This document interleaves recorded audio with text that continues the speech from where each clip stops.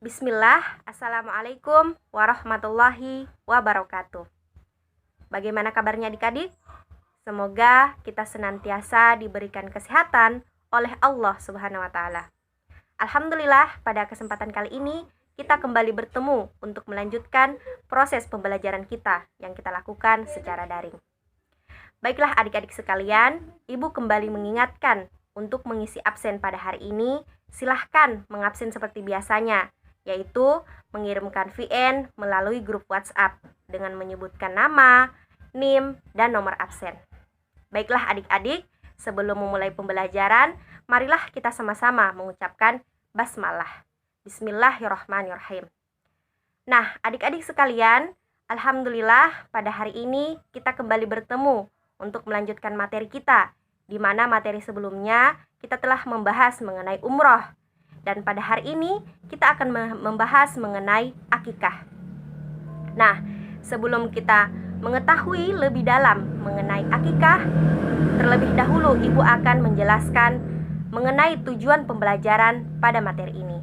Nah, yang pertama, siswa dapat menjelaskan pengertian akikah dan dasar hukum akikah. Nah, yang kedua, siswa dapat menyebutkan ketentuan akikah. Yang ketiga, siswa dapat menunjukkan hal-hal yang disyariatkan tentang akikah.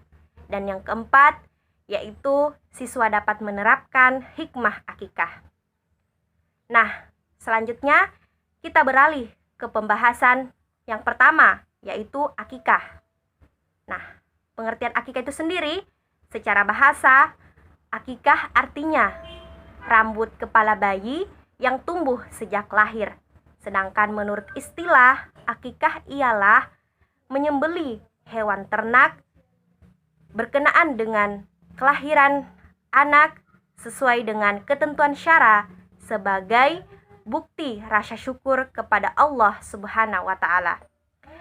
Nah, akikah merupakan perwujudan rasa syukur kepada Allah atas kelahiran anak yang didambakan oleh setiap keluarga.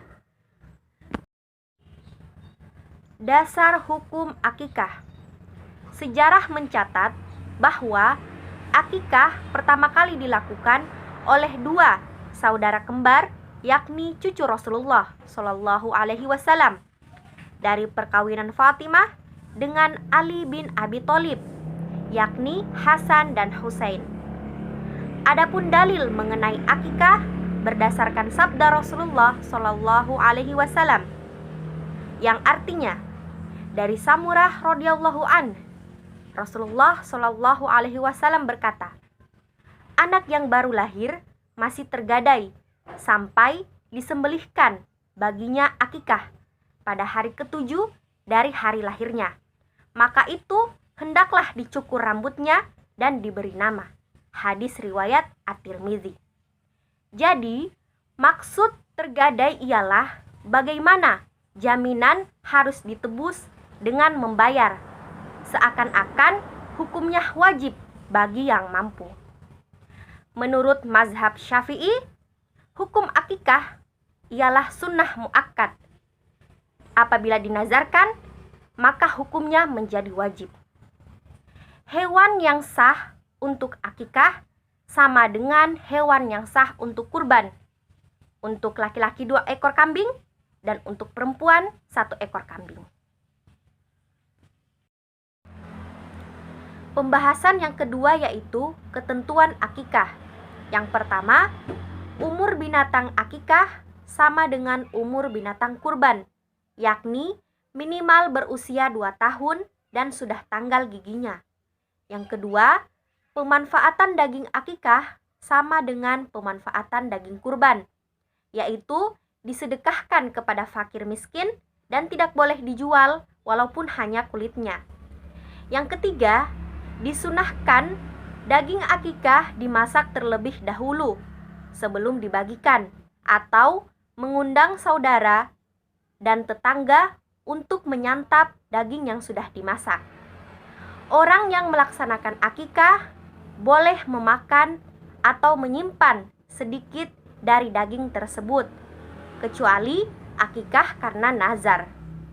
Dan yang keempat, waktu penyembelihan akikah dilakukan 7 hari setelah kelahiran anak.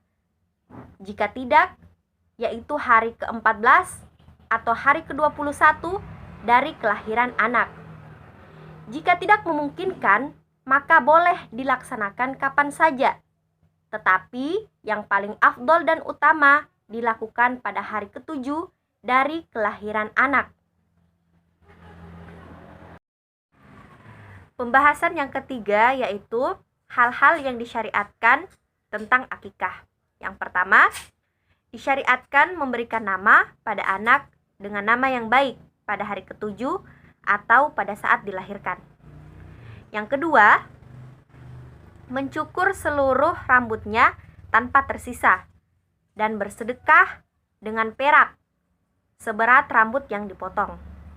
Yang ketiga, mentakniknya, yaitu mengunyah kurma sampai lembut lalu meletakkan atau mengoleskannya pada rongga bagian atas bayi dan mengolesi rambut bayi dengan minyak wangi.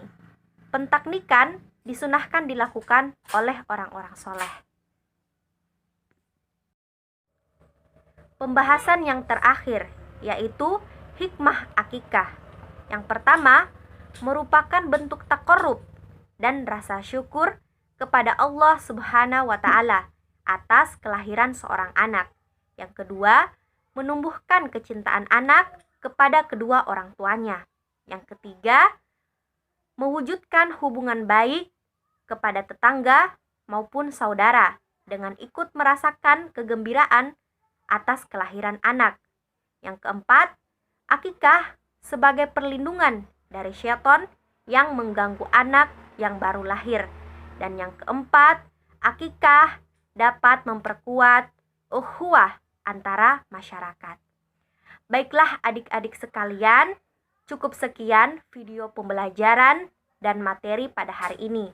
Semoga apa yang Ibu sampaikan dapat bermanfaat dan dapat dimengerti oleh adik-adik sekalian. Jika ada materi yang kurang dipahami, silahkan bertanya di grup WhatsApp dan kita sama-sama mendiskusikannya. Cukup sekian dari Ibu. Terima kasih atas perhatiannya. Ibu akhiri, billahi fi sabilil haq, fastabiqul khairat, wa assalamualaikum warahmatullahi wabarakatuh.